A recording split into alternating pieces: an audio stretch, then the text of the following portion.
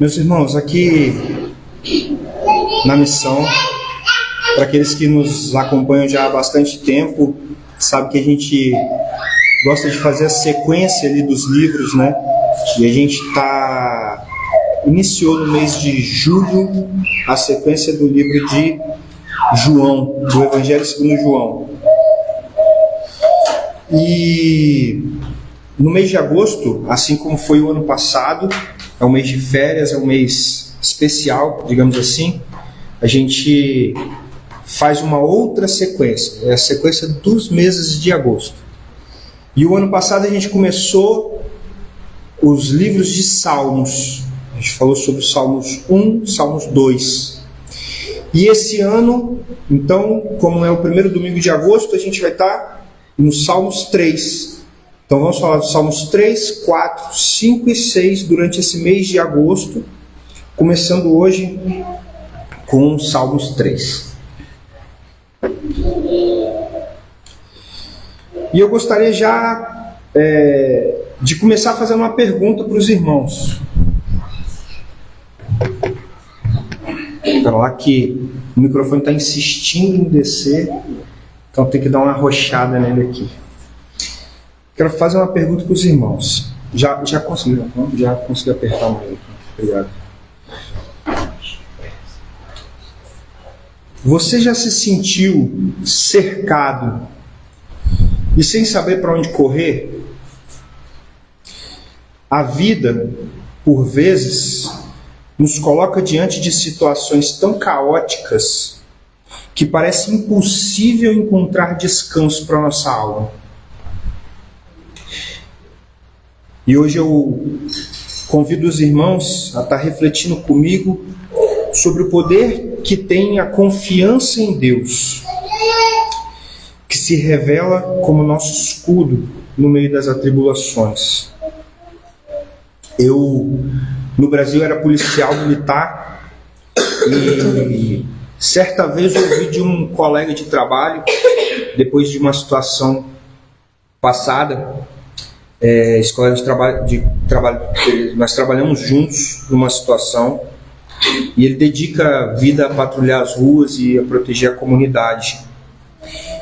E certa vez, numa madrugada, numa operação, numa comunidade, numa favela, a gente foi surpreendido, né, com tiros, com granada caseira, e vendo a vida passar por um fio. No caminho de volta para casa, o corpo tremia, o coração aflito, a mente a mil ainda por conta daquela situação. Então, no outro serviço, eu conversei com esse amigo, com esse companheiro de trabalho, que também era cristão, e relatei a ele esse sentimento. E ele falou assim: meu amigo, eu como cristão, eu confio muito em Deus, e diante daquela situação, quando eu cheguei em casa e vi o meu quarto escuro, eu me sentei e orei e professei que, Senhor, Tu és o meu refúgio, Tu és a minha fortaleza. E ele conseguiu adormecer e descansar em paz. E naquele serviço a gente se encontrou, eu ainda agitado e ele já tão tranquilo. Então, diante disso, diante desse testemunho que mostra que o escudo de Deus não é apenas uma metáfora, ele nos protege e nos dá descanso, ainda nos dias de hoje, como deu a Davi. Em Salmos 3, Davi, fugindo de seu próprio filho, Absalão, experimentou uma situação parecida. Eu imagino que uma situação ainda pior. Imaginem o homem... Muito obrigado, meu irmão. Obrigado.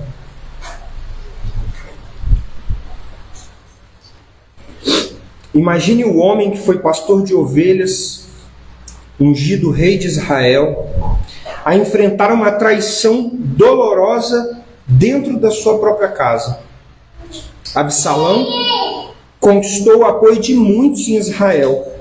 E Davi, humilhado, teve que se disfarçar, se vestiu-se do cilício, que era uma espécie de cinturão que apertava ali e trazia algumas dores. Esse cilício era usado como uma forma de penitência e normalmente não era usado por um rei, né? Era usado por outras pessoas. Então Davi usa esse cilício, se cobre a cabeça e foge porque Absalão tinha feito a cabeça de muitas pessoas contra Davi, tinha conquistado a cabeça de muitas pessoas contra Davi. Então ele sai de Jerusalém, vestindo-se assim, descalço, enfim, uma situação humilhante para um rei, né? Era um cenário de derrota e de vergonha, mas não de desespero eterno. Antes de ler o Salmo especificamente do que a gente vai falar aqui, eu gostaria de lembrar quem é Davi, né? É um homem segundo o coração de Deus, segundo o próprio livro de Atos 13:22, onde relata Davi como o homem segundo o coração de Deus,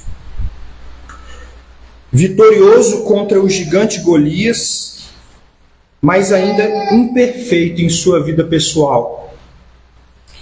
Davi toma Batseba, que era esposa de Urias, leva Urias à morte, porque coloca Urias na frente de batalha, no lugar mais perigoso, que certamente Urias morreria. E o profeta Natã advertiu Davi. O profeta Natã fala: pela sua falta, sangue derramado, filhos se levantarão contra ti. Em 2 Samuel. E eis que a profecia realmente se cumpriu. Mesmo assim, Davi não se entregou à amargura ou à autopiedade. Ele buscou em Deus suporte, força e ânimo. Agora eu convido os irmãos a acompanhar o texto de Salmo 3 comigo. A minha versão é a NVI, a Nova Versão Internacional. Às vezes a versão dos irmãos pode ser um pouquinho diferente, mas o texto em si, a essência, a cerne do texto é o mesmo. Senhor, como são numerosos os meus adversários, como são muitos os que se levantam contra mim.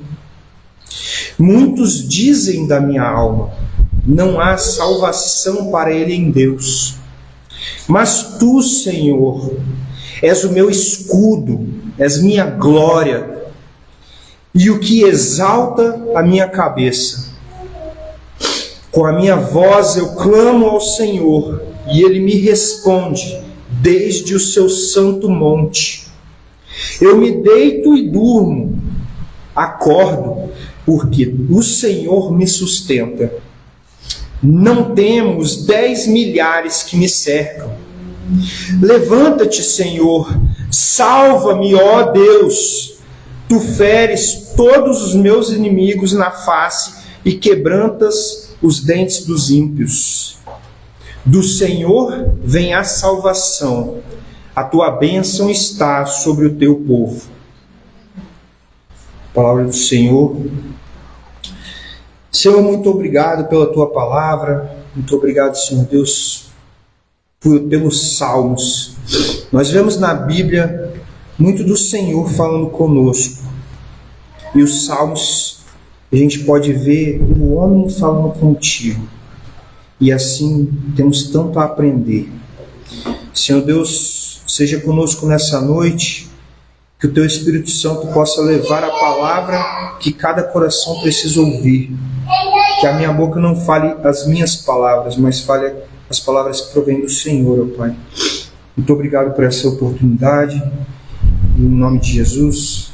Amém. Nestes versos, encontramos 4 movimentos que nos ensinam a viver sob a proteção de Deus. Primeiro, nós vemos o clamor na adversidade. Davi começa reconhecendo o tamanho dos seus inimigos e a quantidade, e mencionam vozes que negam a salvação. Muitos dizem da minha alma, não há salvação para ele em Deus. Muitos diziam que Davi não podia contar com Deus, que Deus havia abandonado Davi, que não havia salvação para Davi em Deus. Quantas vezes em nossa mente ou no ambiente ao nosso redor ouvimos mensagens que nos desanimam e questionam o cuidado de Deus conosco? Charles Spurgeon escreveu um livro que é O Tesouro de Davi. E nesse livro ele lembrou os ataques mais difíceis. Que os ataques mais difíceis são aqueles que visam o coração, são as palavras. Mas Davi não se cala. Ele responde com oração, levando ao Senhor cada acusação e cada tormento interior. Assim, aprendemos que a primeira reação diante das dificuldades deve ser o clamor sincero a Deus. Em segundo lugar, Davi declara: mas tu, Senhor, és o meu escudo, és a minha glória, e exalta a minha cabeça, ou seja, levanta a minha cabeça. Davi ali com a cabeça, podia estar, com a cabeça abatida, olhando para baixo, mas não, ele declara que o Senhor levanta a cabeça dele, não ele por força própria. Na cultura de Davi, ou seja, naquela época, o escudo era vital para um bom guerreiro. Sem ele, o soldado ficava vulnerável aos ataques do inimigo, às flechas, às lanças, à espada. Então, quando Davi chama Deus de escudo, diz que o Senhor é o escudo dele, ele está afirmando que a sua segurança não depende do seu exército, não depende da sua experiência como líder de Israel, como rei de Israel, não depende tampouco de suas posses e muito menos da sua coroa, que nos dias de hoje a gente pode traduzir para a nossa posição hierárquica dentro da sociedade. Se você é um político, se você tem uma posição, é um médico, é um doutor, seja lá qual for a sua posição, não é nisso que está a nossa segurança. Então, sendo assim, nossa proteção depende somente e exclusivamente da proteção divina. Ao lembrar Gênesis 15:1, onde Deus diz a Arão: não temas, eu sou o teu escudo. E Deuteronômio 33:29, que diz: o Senhor é o teu escudo e a tua ajuda. Nós vemos que essa imagem percorre toda a Escritura, mostrando uma proteção constante e fiel de Deus. Essa imagem do escudo, ela é relatada diversas vezes na Bíblia, porque era a cultura deles, era a cultura que eles tinham e era o símbolo máximo de proteção. O escudo simbolizava aquela proteção que eles precisavam. Deus não apenas o defende, mas o honra. Ou seja, Deus é a glória de Davi. Não Davi próprio, não por ser rei, nem por qualquer outro motivo, mas Deus é a sua glória. Deus levanta a sua cabeça, faz com que ele tenha o olhar altivo e que ele não se deixe ficar cabisbaixo por qualquer situação que possa o abater. A gente sabe que não é qualquer situação que Davi passava nesse momento, era talvez o pior momento da vida de Davi, mas ainda assim Deus ergue a sua cabeça. Então não só protege, mas também cuida de Davi. O terceiro aspecto é a paz na proteção de Deus. Eu me deito e durmo. Acordo porque o Senhor me sustenta. Imagine estar cercado por 10 milhares de inimigos e ainda assim encontrar descanso para o sono. Naquela situação que eu relatei no começo, meus irmãos, a situação que Davi passa aqui é como se no meio do tiroteio, no meio do beco, no meio da favela, eu falasse: não, o Senhor era a minha proteção e eu não tenho para onde ir, então eu vou me deitar aqui e vou dormir. Imagina. João Calvino observou que essa tranquilidade não indica despreocupação. Existe uma observação, um comentário que João Calvino fez desse texto, e ele fala: olha, essa tranquilidade que Davi passa, não quer dizer que ele não estava preocupado, mas ele tinha plena confiança na providência de Deus. Ainda que preocupado, ele conseguia descansar no Senhor. Então, por muitas vezes, meus irmãos, a gente pode estar preocupado, a gente pode estar, às vezes, pensativo sobre aquele problema, meditando sobre, poxa, como que eu vou sair disso? Mas também descansar e entregar que a saída ela vai vir do Senhor, não daquilo que a gente faça. Então, Davi, consciente do perigo, ele entrega-se ao cuidado de Deus. E como resultado, ele experimenta uma paz verdadeira. Aqui não há insensatez ou loucura de Davi, mas fé. No Salmos 4:8, que a gente vai ver na semana que vem, Davi repete: em paz me deito e logo adormeço, pois só tu, Senhor, me fazes viver em segurança. Portanto, quando oramos antes de dormir, podemos descansar, sabendo que o nosso escudo vigia as nossas noites. Quando a gente clama, a gente entrega os nossos problemas a Deus, a gente pode descansar, sabendo que Deus vigia as nossas noites, Deus nos guarda. Deus não só nos guarda, mas também nos sustenta. E o quarto, e último movimento que a gente pode ver aqui, é que Davi conclui este salmo com um grito de vitória e bênção. Ele conclama o Senhor, ele pede, ele fala: levanta-te, Senhor, salva-me. Do Senhor vem a salvação, a tua bênção está sobre o teu povo. Ao pedir salvação, Davi reconhece que somente Deus pode derrotar os seus inimigos. E ele ainda diz o seguinte: Senhor, quebra o queixo de todos os meus inimigos e arrebenta os dentes dos ímpios. E eu, um pouco pensativo sobre essa parte, meus irmãos, eu me lembrei do seguinte: não sei se os irmãos já assistiram a luta de UFC ou qualquer outra luta de boxe ou qualquer coisa assim. Uma das formas de nocaute, ou talvez a única forma que leva ao nocaute, é o soco no queixo. Ele apaga a pessoa desaba. Então Davi fala assim: acerta o queixo dos meus inimigos, quebra-lhe os dentes. Por quê? Porque a pessoa sem dentes não consegue ter força, ele não consegue se nutrir. Ou seja, enfraqueça os meus inimigos, desarme os meus inimigos para que eles não venham contra mim. Então Davi, quando ora e pede isso, ele está pedindo o seguinte: ele fala: Senhor, deixa os meus inimigos mais fracos, para que assim eu possa ter vitória sobre eles e que o Senhor tenha glória através da minha vitória. Mas ele vai além. Ele pede que a bênção divina alcance todo o povo. Davi diz que a bênção do Senhor está sobre o teu povo.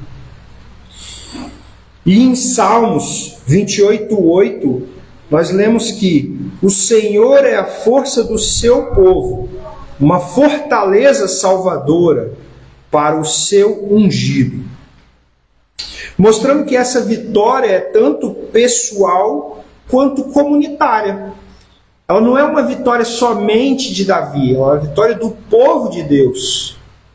Então Davi, ele tem essa humildade de entender que a vitória não é dele, A vitória é de Deus para com o seu povo.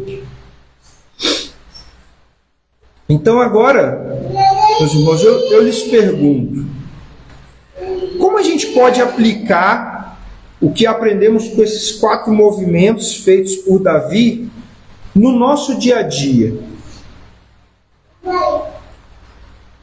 Nós podemos entregar o nosso clamor a Deus, ainda que digam que Deus não vai lhe ajudar. Saiba a quem pedir ajuda.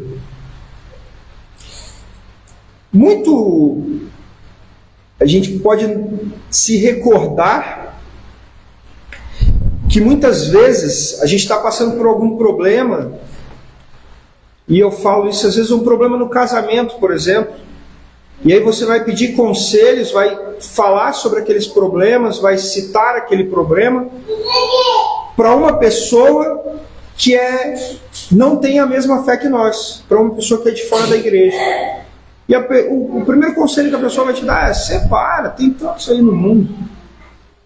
Olha, isso aí não tem nada a ver com Deus, você tem que pensar em ser feliz, isso está te causando um problema.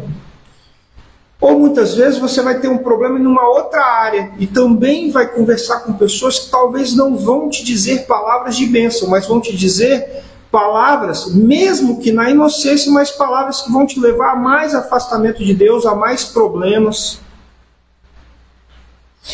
Então tenham comunhão com os irmãos. Fale sobre os seus problemas, peça oração, ore um pelos outros. Cuidado com quem tem sido voz na sua vida. Ela tem dito que Deus não lhe ajuda, ou ela tem dito: vem, vamos orar pelo seu problema. Uma outra coisa é: reconheça que somente Deus é o seu escudo, que só existe glória em Deus, e deixe que Deus erga a sua cabeça. Ainda que tudo pareça um caos, ainda que pareça o fim de tudo, com Deus como escudo, como nós podemos desanimar ou ter medo de adversidades? No início da 3ª estrofe, lembrando que os salmos é um cântico, então esse salmo é dividido em 3 estrofes, em 3 partes. Então no início da 3ª, nós podemos aprender que além de ter tranquilidade para dormir, tranquilidade essa garantida pelo escudo que é Deus, nós temos que confiar que acordamos e nos levantamos porque Deus nos sustenta. Só é possível que a gente tenha bom ânimo diante das adversidades, que a gente consiga vencer as adversidades, que a gente consiga ter a aparência que Davi passa nesse salmo, que a gente consiga imitar Davi nisso, se a gente entender que quem nos sustenta é Deus. E por fim, devemos pedir que Deus haja sobre os nossos problemas, e ainda mais que Deus abençoe o seu povo. Devemos, assim como Davi, não nos preocuparmos somente com nós mesmos. Davi estava passando pelo pior momento de sua vida, e ainda assim proclama que a bênção está sobre o povo de Deus. Meus irmãos, imagine-se como Davi, cercado por milhares de inimigos liderados ali pelo seu próprio filho. E não é só para tomar o seu trono, é para te matar. Mas encontrando paz, porque sabe que Deus é o seu escudo. Imagine-se deitado em paz, sabendo que o Senhor o sustenta. Imagine-se no meio de uma guerra, mas deitado em paz, sabendo que o Senhor é a sua fortaleza, que o Senhor é o teu escudo. Isso de forma simbólica. Que essa imagem seja um lembrete diário de que não importam as circunstâncias, Deus está conosco, nos protegendo e nos guardando, que possamos viver com confiança de que do Senhor vem a salvação e que a sua bênção esteja sobre nós, o seu povo. Amém.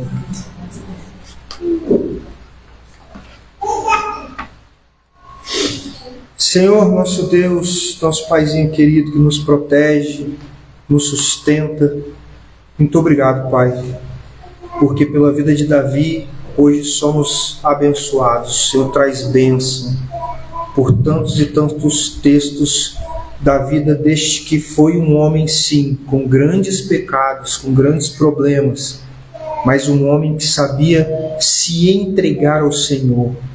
E por isso foi chamado de homem segundo o coração de Deus. Senhor, que nós possamos saber a quem imitar. Senhor, que nós possamos saber a quem ouvir. Senhor, que nós possamos saber a quem recorrer e pedir oração.